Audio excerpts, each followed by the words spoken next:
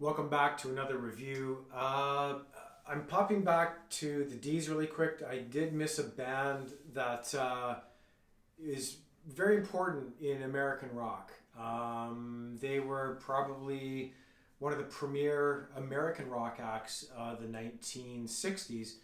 While a lot of music was coming out of England, the Stones, the Beatles, the Who, and that was good music, this band kind of forged a different path with a lead singer that was unlike anybody had ever seen in rock and roll in the world since Elvis. Elvis, of course, shocked everyone with his hips and his provocative nature. But the singer of this band that I'm going to talk about kind of extensively. Um, it's the Doors and Jim Morrison. Now, it's easy to separate Jim Morrison from the Doors music in a way because we always think of the Doors as Jim, but they were actually four very talented musicians. John Densmore, the drummer, was a jazz drummer, and a relatively accomplished jazz drummer in college. And Ray Manzarek on the keyboards was very good. I mean, he wasn't among the best that I've heard in keyboards, but he was a fantastic keyboardist for a lot of their songs. And Jim Krieger on guitar had a flamenco Spanish style of playing, which lended to that kind of strange melee of music. I mean, you have a keyboard, you have a guitar. They didn't have a bass player, so no bass. The bass basically came from the bass drum, from the drums, and the keyboard, the low register of the keyboard. So they had kind of almost like a carnival kind of sound with Ray Manzarek on the keyboard playing. And so some of their early works, you can hear that. But their first album, The Doors, which actually the Doors are named after a philosopher, was talking about the doors of perception. When the doors of perception are cleansed, reality can be seen as it is. I can't remember the name of the philosopher, but that's where they got the name The Doors from. And so those early works, that first album with Break On Through and of course Light My Fire, just brilliant songs. I mean, they were a good band. They were a really good band. And moving through some of their other albums, Jim on lyrics was, he was the man at the time. I mean, all of the United States was crazy over Jim, and rightly so. He was a great singer. I feel Jim was a better singer in the later part of his career. On the album L.A. Woman, which is the Doors' best album by a long shot, in my opinion, Jim sings with this bluesy swagger. I mean, he was probably half pissed, because he was a drunk and a druggie. But at the end of the day, he was a good singer, and on that album, he proved it. Now, Jim's provocative nature on stage, like Elvis, took it to the next level. Jim had a way of, getting the crowd to just follow his every single move, from his, being shot and falling down on stage and, doing all this kind of stuff. Even the cops that were around the stage were kind of like, whoa, what's he doing, Now, given a person's opinion on Jim Morrison, some people think he's an asshole. Some people think he's a genius. I think that Jim Morrison was a genius who acted like an asshole because inside of him there was a really scared kid that didn't like the spotlight. Because early in Jim's career, he didn't face the audience. You may have seen in the movie The Doors, I don't know, or maybe you've read. I've read a number of books on the Doors and the different members of the Doors.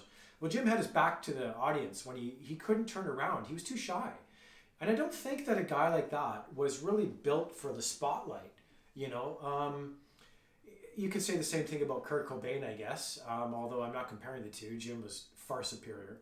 I think that, he did the things he did, the sensationalism and, the asshole tendencies, because I think that even though Jim was high functioning, he was a very intelligent man, he didn't know how to cope with what was going on around him. And so he escaped into booze and into drugs and just self-destructed, in a different way than Janis Joplin and Jimi Hendrix did, I think. Jim was it seemed to be purposeful about it. It was going to happen at some point in time. Now, the albums that the Doors did, Morrison Hotel, The Soft Parade, Strange Days. These are really great albums, and if you don't like the Doors or you think you don't like the Doors, give these albums another chance because they really are a really fascinating part of 1960s Americana. They are headed by lyrics of Jim Morrison that I think in some ways he was a fantastic poet. Some ways his poetry was a little gregarious, and a little outlandish, and sometimes obscene. But there were moments in his poetry that I felt were very, very touching. And in a lot of interviews, Jim would talk to reporters and talk to them about the government policies and statistics on healthcare and education. He knew a lot of this stuff. He was an extremely intelligent guy. Unfortunately, for us all, he left too soon. Now, the Doors disbanded in 1970 with their last album, L.A. Woman.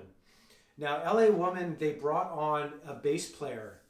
His name escapes me, forgive me, but he played with Elvis. He was Elvis's bass player.